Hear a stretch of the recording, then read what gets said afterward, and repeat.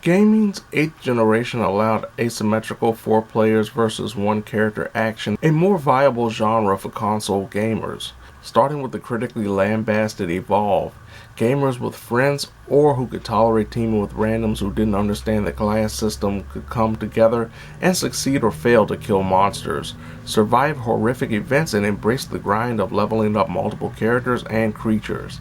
As the years progressed, so did the genre, gaining studios who had the ability to attain access to actual Hollywood properties, including Friday the 13th, The Predator, and even having character-specific levels like those inspired by Saw and Dead by Daylight. Now developer Saber Interactive, a studio mostly known for producing high-level ports for the past 2 decades, gets the opportunity to embrace their inner Deadite by producing an Evil Dead game in the same genre space as its horror franchise predecessors and successors.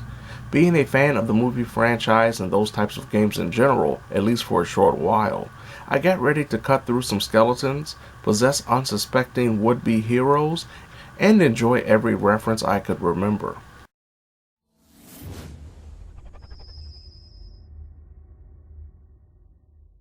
Very similar to its digital peers, Evil Dead sports a single-minded objective with the crux of completion coming via upgrades through multiple characters and their skill trees. This necessity to reach the maximum level of achievement in regards to making any and every character a true beast on the field is the grind-heavy trophy requirements, including personally killing multiple boss units, the toughest adversaries in a mission that usually spawn late during a round, unlocking all the survivor characters' unique skills, or win 30 times as a demon squad. There are also 5 single-player missions that prove incredibly frustrating later on, though do unlock special features and more characters upon completion. As of this time, there's a lot to grind through and missions to overcome after putting in about 15 hours, probably a couple of those hours waiting to play as a demon in the lobby, hopefully not growing tired of this game before the player base drops off.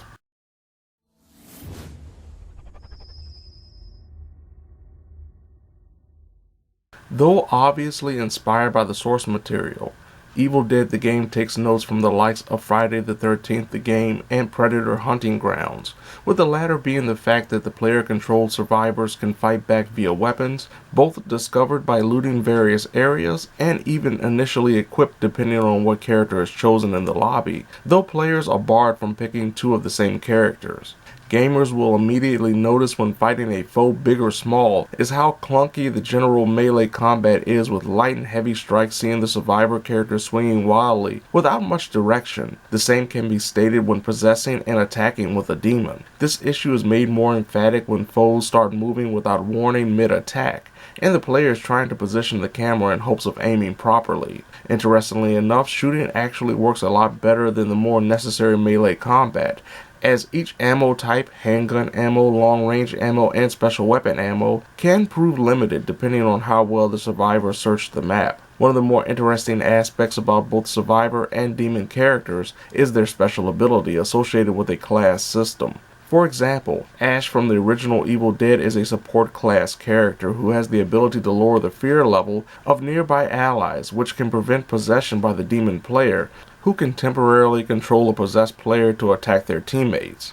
There are 3 other survivor classes: Warrior, who is great with melee weapons, Hunter, the long-range shooter, and Leader, who boosts the teammates' general stats.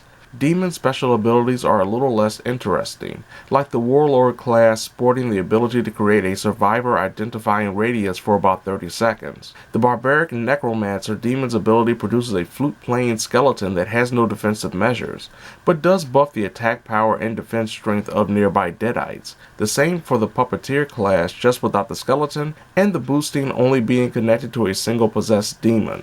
There are some defensive measures including dodging and just running away. Both of these actions use stamina, and depending on the survivor chosen or how well they've upgraded that character, stamina loss at the wrong time can result in a character bleeding out. There are also colas that restore a bit of health, temporary amulet shields, and even a battery-powered flashlight that will help keep the fear meter down, with the prior 2 being found on the map, while the flashlight is always in the survivor's inventory. Survivors can also drive cars, though driving itself is rather unpredictable and floaty to the point running into trees or rolling over is a given, especially if the demon possesses a currently occupied vehicle to eject the survivors.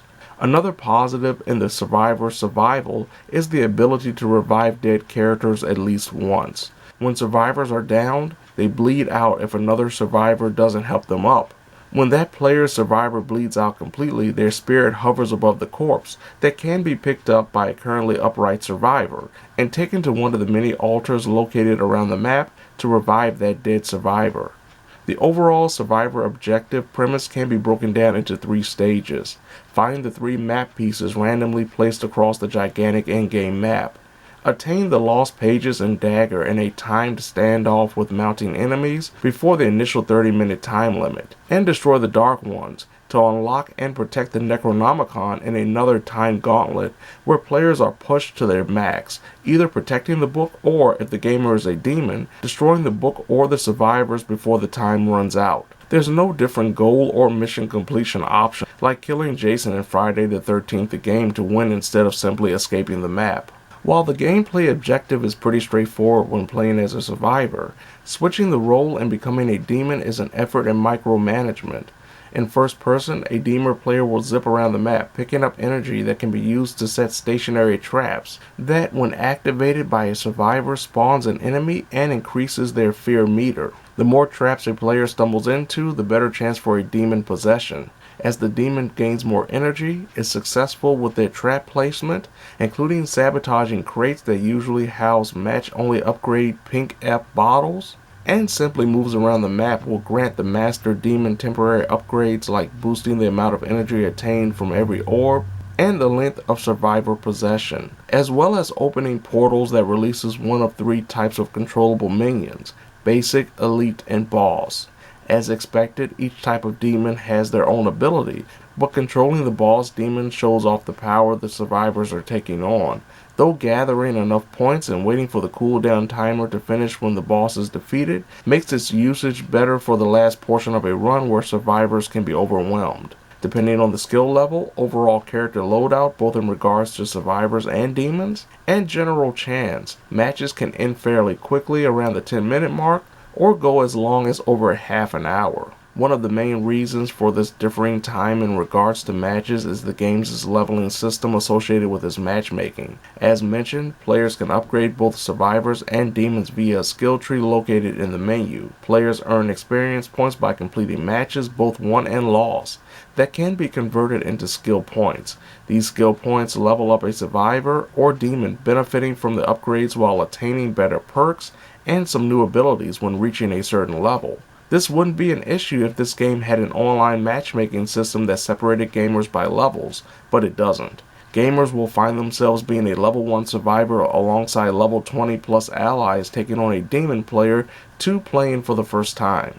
Thankfully, leveling up happens pretty quickly at lower levels, and after a couple of hours, most players will be around the same range at the game's launch. In a month or 2, it will be difficult for newer players to thrive and even be beneficial to a team, let alone halting the progress of a high-level survivor group when playing as a low-level demon. Another disadvantage that comes with the survivors getting the lost pages and dagger is the exorcism of the demon player afterward, that can send the player all the way across the map if they aren't lucky, putting them much further away from defending the Dark Ones than the survivors trying to defeat it.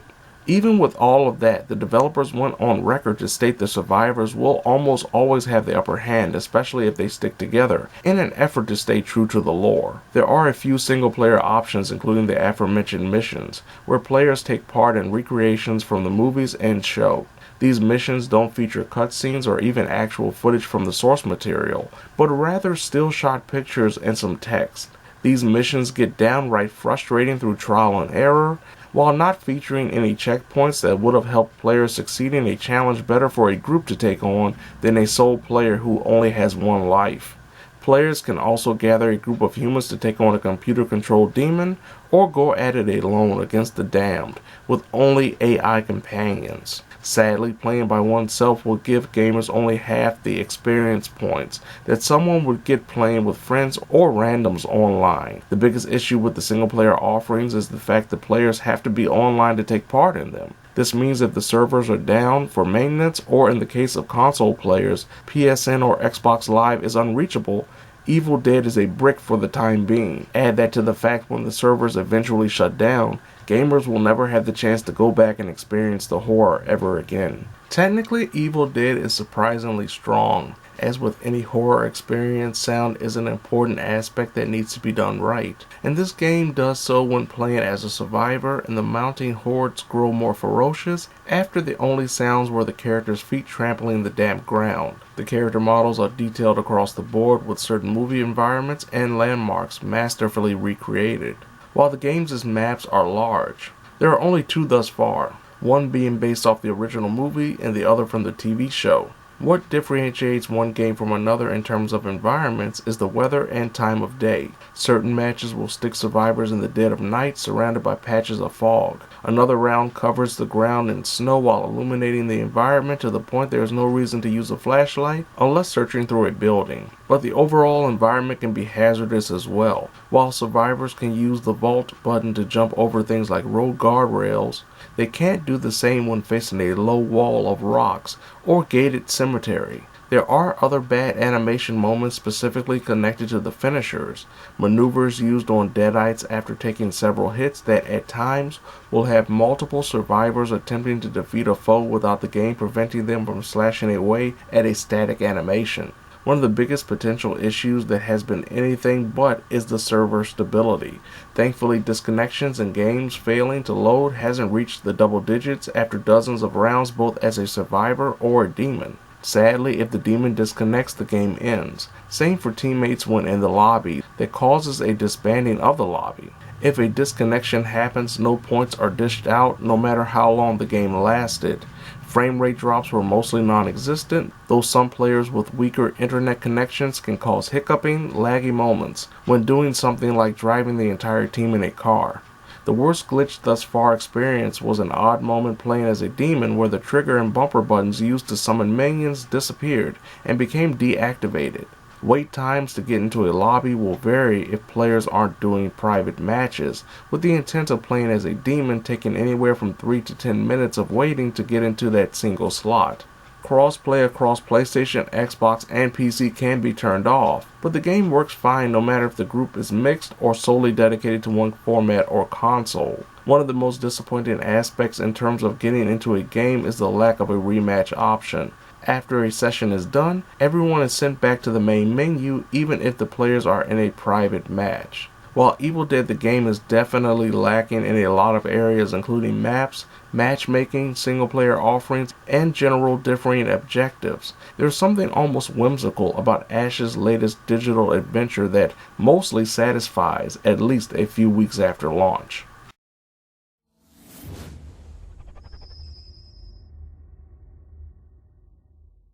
Evil Dead the game represents all that's right and wrong about the genre, including great teamwork creating harrowing moments when facing a skilled demon player, yet single-player content is lacking, while the inevitable player base drop-off coupled by servers shutting down will turn this game either into a coaster or something needing to be deleted off your hard drive.